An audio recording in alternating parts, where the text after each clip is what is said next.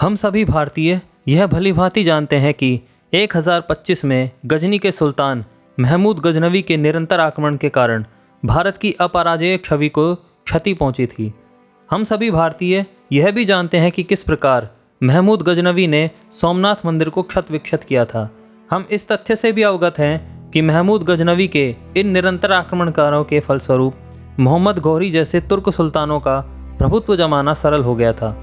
किंतु इस तथ्य की कोई विवेचना नहीं करता कि आखिर क्यों मोहम्मद घौरी 1175 में ही भारत में अपने पांव जमा सका।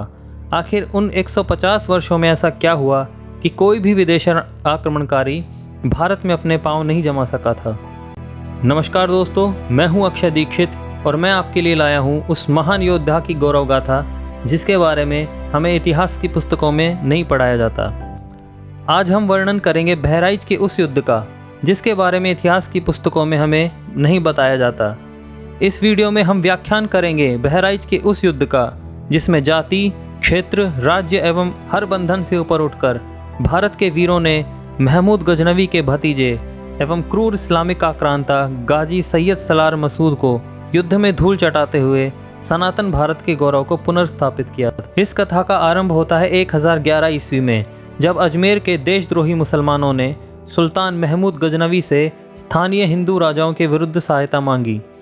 महमूद गजनवी ने उनकी मांगों को स्वीकार करने के बदले में यह शर्त रखी कि वे अपने खुतबे के उपदेश में महमूद गजनवी का नाम भी लेंगे, जो अजमेर पर गजनवी के प्रभुत्व को स्थापित करेगा। इस शर्त को अजमेर के देशद्रोही मुसलमानों ने सहर्ष स्वीकार कर लिया और महमूद गजनवी के विश्वास पात्र सेनापति एवं भतीजे दाऊद बिन अताउल्लाह अलवी उर्फ सलार सैयद साहू ने अजमेर के राजाओं को पराजित कर अजमेर को सुल्तान के अधीन कर दिया। उसकी इस जीत से प्रसन्न होकर सुल्तान महमूद गजनवी ने अपनी बहन का निकाह सलार साहू के साथ तय कर दिया। इस निकाह के परिणाम स्वरूप 1014 में सैयद सलार मसूद का जन्म हुआ, जो अपने मामा के समान ही क्रूर और महत्वाकांक्षी था। सैयद सलार मसूद आरंभ से ही उग्र स्वभाव का था, जिसका एकमात्र उद्देश्य सिंधु पार कर संपूर्ण भारतवर्ष पर अपनी ध्वजा फहराना था। कहा जाता है कि सैयद सलार मसूद की सलाह पर ही सुल्तान महमूद ने सोमनाथ मंदिर पर आक्रमण किया था, जबकि उसके वजीर ख्वाजा हसन मेमंदी ने उसे ऐसा न करने की सलाह दी थी। सैयद सलार मसूद ने सुल्तान महमूद से सिंधु पार कर भारतवर्ष में अपना राज्य स्थापित करने की अनुमति मांगी। केवल 16 वर्ष की आयु में सैयद सलार मसूद ने पहले मुल्तान, फिर दिल्ली, फिर मेरठ, कन्नौज और सतरीक होते हुए बनारस तक अपना आधिपत्य स्थापित किया। तदुपरांत बहराइच से उन्हें विद्रोह का सामना करना पड़ा, किंतु अंत समय पर उसके पिता सलार साहू ने युद्ध का पासा पलटते हुए विद्रोहियों के इस समूह का दलन कर दिया। सुल्तान महमूद गजनवी ने अत्याचार एवं निरंकुशता की जिस रीति का आरंभ किया था, उसे सैयद सलार मसूद ने नए आयाम दिए। सैयद सलार मसूद का लक्ष्य था पूरे भारत को इस्लाम के अधीन करना, किंतु प्रारब्ध ने उसके लिए कुछ और ही लिखा था। बहराइच से कुछ ही दूरी पर श्रावस्ती का राज्य था, जिसके राजा मोरध्वज ने अन्य राज्यों के साथ मिलकर सैयद सलार मसूद के विरुद्ध विद्रोह किया। हालांकि सैयद सलार साहू गाजी के आगमन पर उन्हें पराजय का सामना करना पड़ा था, किंतु श्रावस्ती में विद्रोह की लहर अब भी व्याप्त थी। राजा मोरध्वज ने बड़ी कठिनाइयों के बाद श्रावस्ती के राज्य पर अपना अधिकार बनाए रखा था और यह बात मोरध्वज के पुत्र सुहेल देव भली भांति जानते थे। सुहेल देव कोई सामान्य राजकुमार नहीं थे। उन्होंने बाल्यकाल में ही निर्धनता एवं अभाव देखा था।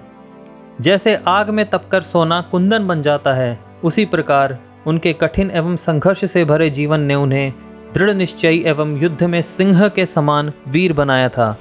उनका केवल एक लक्ष्य था, गजनी से आई सेना को पराजित कर सनातन धर्म का गौरव पुनः स्थापित करना।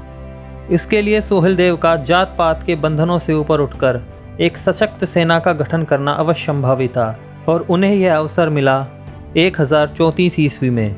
सूफी संत अब्दुल रहमान चिश्ती द्वारा रचित ग्रंथ मिरात ए मसूदी में सुहेल देव एवं सैयद सलार मसूद के मध्य हुए युद्ध का वर्णन है, जिसकी पुष्टि अंग्रेजी अफसर W.C. बेनेट ने अपनी पुस्तक gazetteer of the province of Awadh में किया है। सैयद सलार मसूद के लाख प्रयासों के बाद भी बहराइच के राजाओं ने उसकी अधीनता स्वीकार नहीं की और वे अपने स्थान पर अडिग रहे। इसलिए उनके विद्रोह का दमन करने के लिए 1033 में स्वयं सैयद सलार मसूद आया। उसे तो लगा था कि वो अपने आधिपत्य को चुनौती दे रहे विद्रोहियों को मृत्यु के घाट उतारने आया है, किंतु उसे कहा पता था कि वह यम के पाश में बंधकर बहराइच लाया गया है।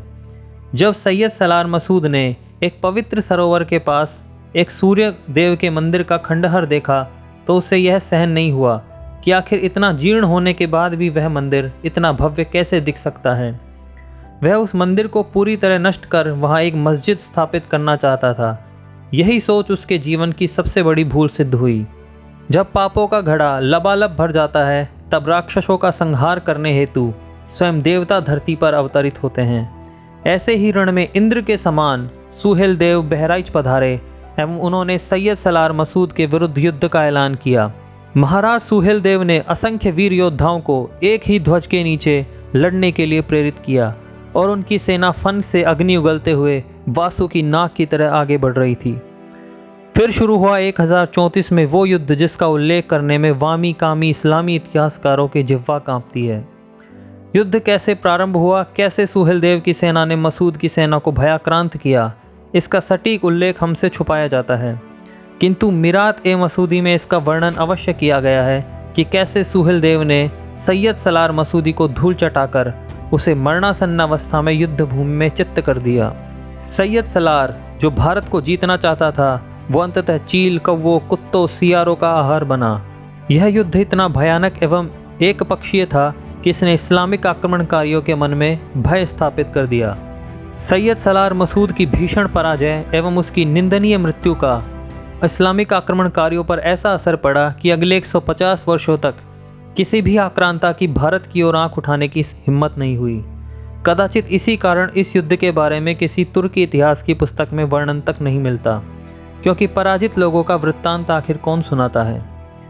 वर्तमान इतिहासकारों में कई इतिहासकार इस युद्ध को स्वीकार करना नहीं चाहते, और हो भी क्यों ना, जब किसी विदेशी आक्रांता को किसी भारतीय योद्धा ने इस तरह पराजित किया हो कि उसे अंत समय में पानी तक नहीं मिला हो, तो भला वो कैसे किसी छद्म इतिहासकारों के गले उतरेगा।